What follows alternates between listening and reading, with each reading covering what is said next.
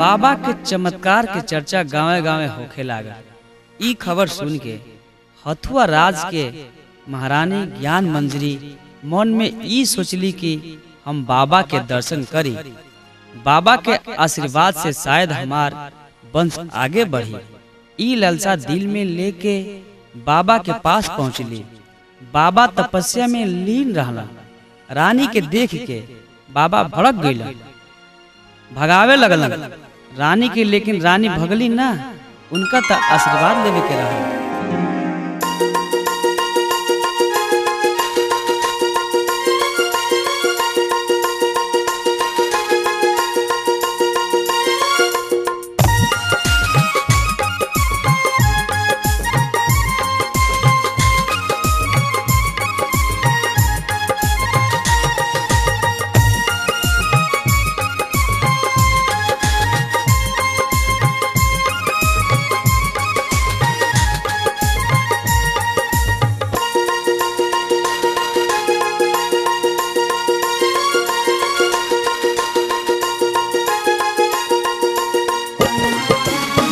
धनतेरस के होवेला, धनतेरस के होवेला पूजनवा हो बाबा, नर नारी करे दर्शनवा हो बाबा, नर नारी करे दर्शनवा हो बाबा, नर नारी करे दर्शनवा हो बाबा, नर नारी करे। धनतेरस के होवेला, धनतेरस के पूजनवा हो बाबा, नर नारी करे दर्शनवा हो बाबा।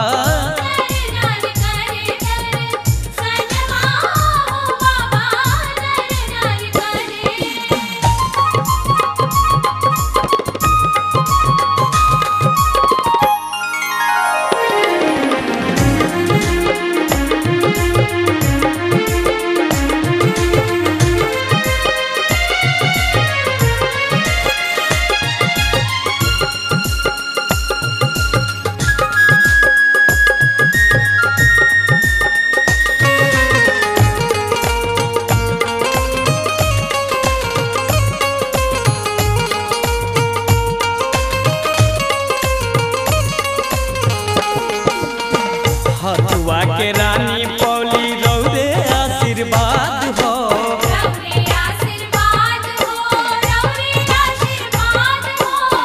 गोदी के रतनवा मिलल हो गई आबाद हो।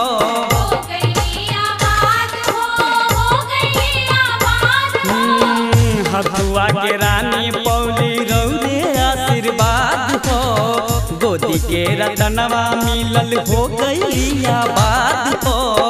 चमकत अजुओ, चमकत अजुओ घरनवा हो बाबा, नर नारी करे दर्शनवा हो बाबा, नर नारी करे दर्शनवा हो बाबा।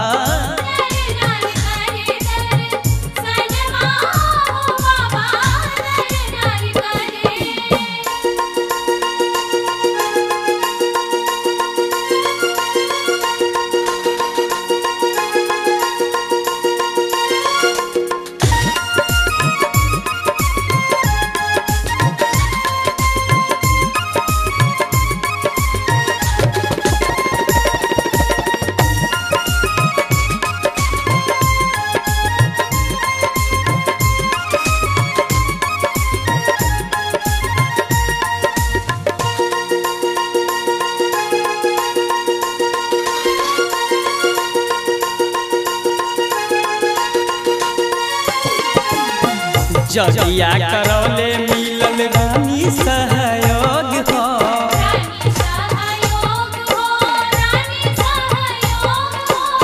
घटी गईले घीव आइल ऐसन संजोग हो।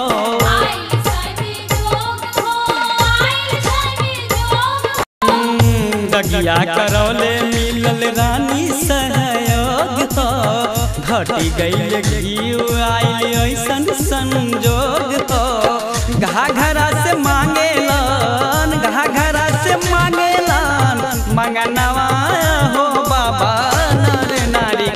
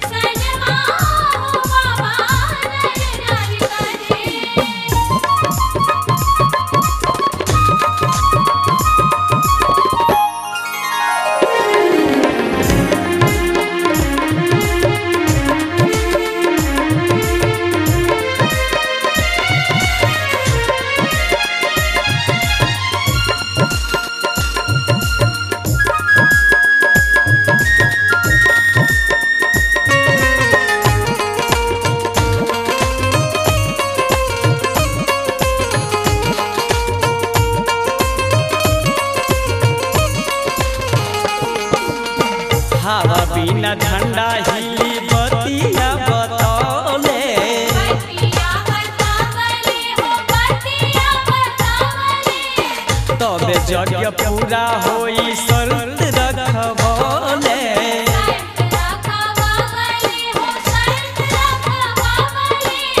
हवा बिना झंडा हिली बतिया बतौले, तब यज्ञ पूरा होई शर्त रखबले। हिल गईले ध्वजवा, हिल गईले ध्वजवा, गगनवा हो बाबा नर नारी करे दर्शनवा हो बाबा नर नारी करे दर्शनवा हो बाबा।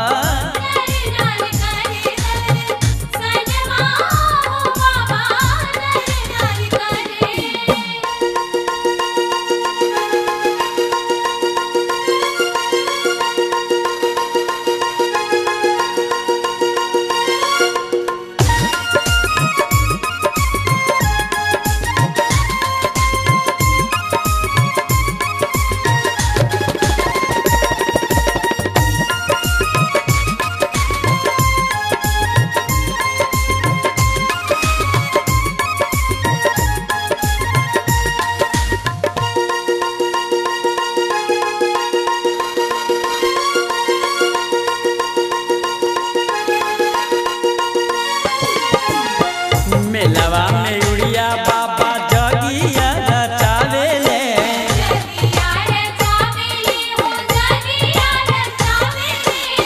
जिलावा जवार फल संत लोग पावेले।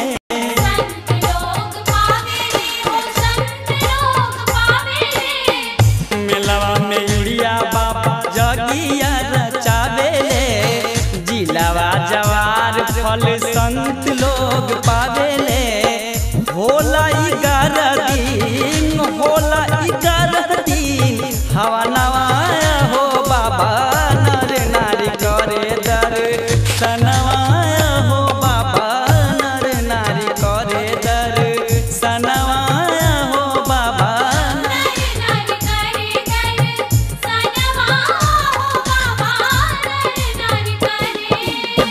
धनतेरस के होवेला, धनतेरस के होवेला पूजनवा